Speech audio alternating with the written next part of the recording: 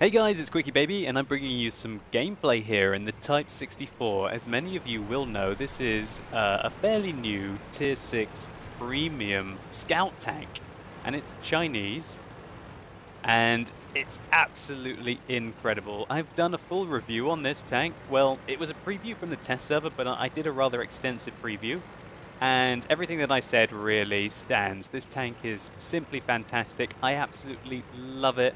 I really do. It's an absolute pleasure to play. It's probably the best pure scout in the game at the moment.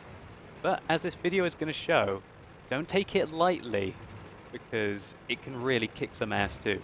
So what you see me doing here on Redshire is getting the initial spot off. We can see, wow, we just picked up 3, 6, 7, and possibly the Panther as well. That's probably 8 spots there.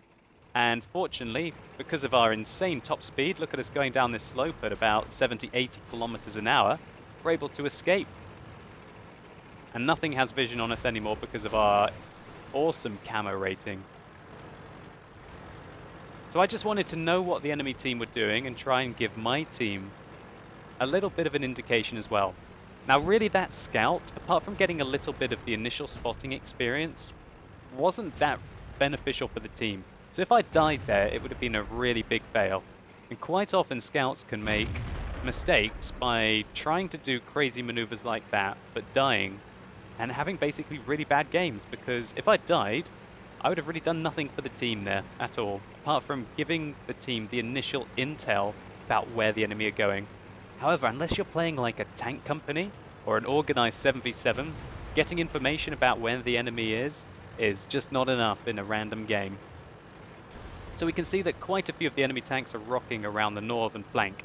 So what I want to do is basically be quite aggressive and get into this location that you'll see me end up in at K7.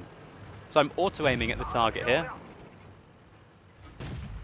We can see just how lucky or accurate I was able to fire those shots on the move. And oh god, it's a Lurve. Right, I fire my first shot into his track. And fortunately I look round and I see that I've got quite a lot of fire support behind me. But that PZNA was able to take out the Stuart that went for him, and we finish him off, doing all of the damage to that PZ38NA. So now I'm not spotted. That makes me a lot happier. I'm basically going to try and spot this Lurve for my team, and as you can see, there's a hell of a lot of people up on the ridgeline there, and they've managed to shave off 40% off that Lurve. And this is what this tank is all about. As you can see, its gun depression is really good, so you can go for cheeky shots. All about keeping vision up on the enemy and trying to do the best you can. So this Jagdpanzer IV was trying to poke. We had some vision on him. We're not letting him shoot down into the cap. And our team is pretty far behind now. We're down by 4 tanks, including 2 tier 8s, 1 tier 7.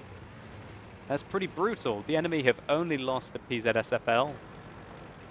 So we're basically down a lot of tanks right now. But we're capping. It's basically turned into what looks like a regular Redshire game, apart from we get to cap our own base. So there's that Lurve that we shaved the health off with spotting damage earlier. And I'm going to have a go at him, but then I see, that Jagdpanzer wants another taste, does he? Well, okay. I look back for the Lurve and I see the Jagdpanzers coming round aggressively. And whoa, I totally donked my shot there into the pillar.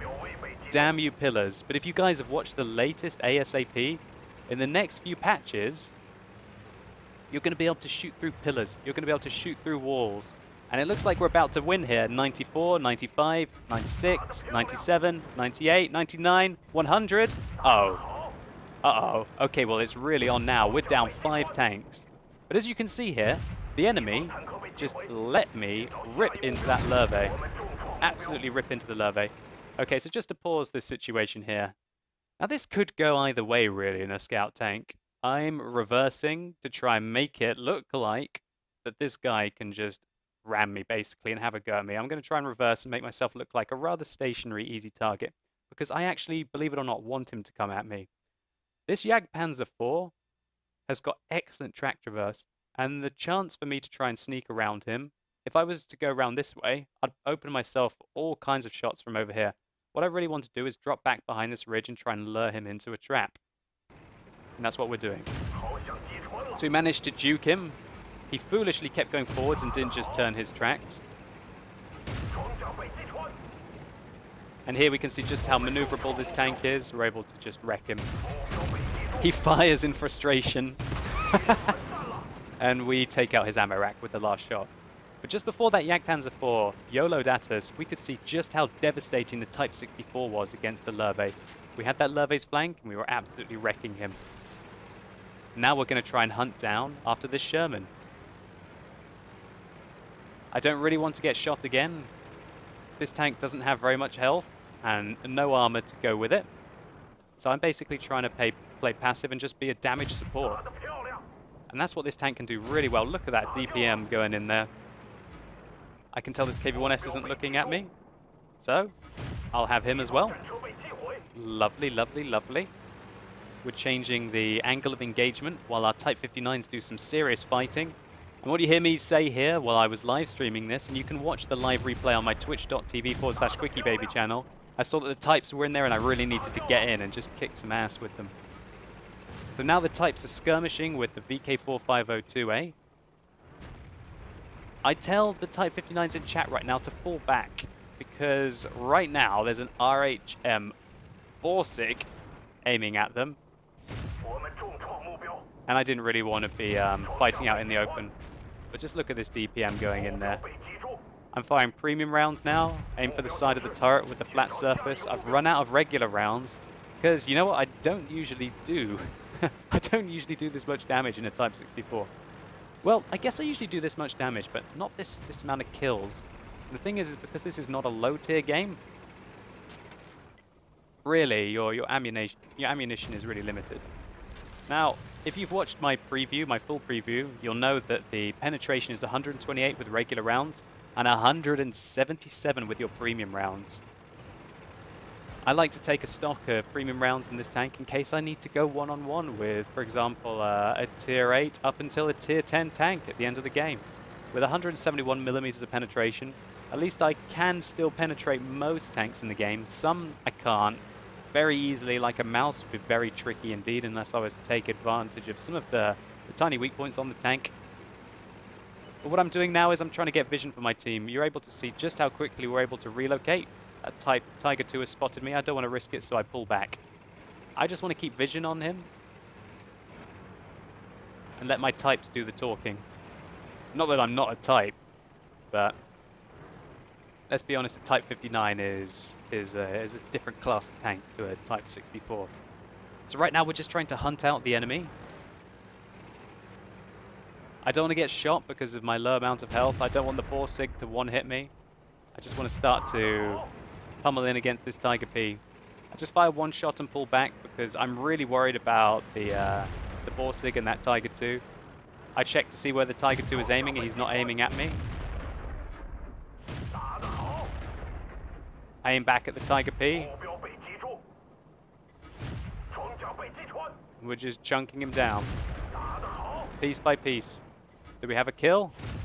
Yeah. Alright, fantastic result there. We were able to do 452 damage to that Tiger P very quickly indeed. Now it's just a case of this Tiger 2 and the RHM Borsig to take care of. And it's just me and the Type 59 and the VK left. And the enemy have still got quite a lot of health. So right now, the VK is putting pressure on the cap. That's fantastic. So it means that the enemies have to be aggressive. However, that's not going to stop me from being a bit cheeky, as you're going to see here. I want to keep the angle of engagement going. I see that I don't have a penetrating shot there, and so I don't fire it. I've only got 7 shells left. So for all I know, maybe the Type 59 would have sucked out, and I would have had to have done something myself. Fortunately, the Borsig got taken out by a tier 7 tank. I see the Tiger 2 turns around to go after the Type 59. I make a bit of a mistake there. He's still aiming at me. He just let the Type 59 kill him. He obviously thought the Type 64 was a more dangerous tank than the Type 59. Or maybe he just wanted to try and secure a kill on a tank that he thought that he could kill at the end with one shot. So anyway, what a fantastic game in the Type 64. This game really just showcased everything that I love about this tank. The ability to relocate quickly, the absolute fantastic nature of this gun. I just absolutely love it. It feels a lot like a T-49. Fair enough, you have to use it against higher tier targets. But the thing is that this tank isn't really meant to do the kind of damage that I was able to achieve in this game. I did get lucky having a lot of flanking shots, and I did fire quite a few premium rounds to be able to penetrate targets that otherwise I might struggle to be able to penetrate with the regular rounds. But the fact that this is a premium tank, as you're going to see after the battle in these post-game stats, it does manage to make a lot of money to be able to afford to fire them. So here we are, we managed to get 90,000 credits for our win. And we got 5,310 experience. And before I add, this was a double. This wasn't a 3 times. This is an absolutely fantastic result. It's the best game I've had so far in my Type 64 tank that I really do adore. We managed to also get a Radley-Walters medal and the Scout medal. Our base experience was 1,770. We're able to do nearly 3,000 damage. And really, we can see there China on top. An absolute mammoth display by the 3 Chinese tanks, doing 9,000 damage in a tier 8 to 6 game. We fired 40 shots, we hit 36, and of those 36, 34 penetrated, which really shows you what you can do with these low penetration guns if you carefully think about using your regular ammo and also when you need it, your premium ammunition. Obviously, we only took 2 hits during the game, and you saw that I was pretty much crippled by the end of it. That's because this tank really doesn't have any armor, and you'll have to get super lucky to be able to bounce anything in this tank. Now, interestingly, the damage done by my spotting there was only 1,500. It was probably only really on the Lurve and then some towards the end, and maybe even a bit at the beginning. I have had massive spotting games in this tank, and I will be trying to probably put up some gameplay of the massive spotting games in this tank. I really just wanted to showcase that this tank can also kick ass as well as Scout. In my opinion, this tank is basically like a Chaffee,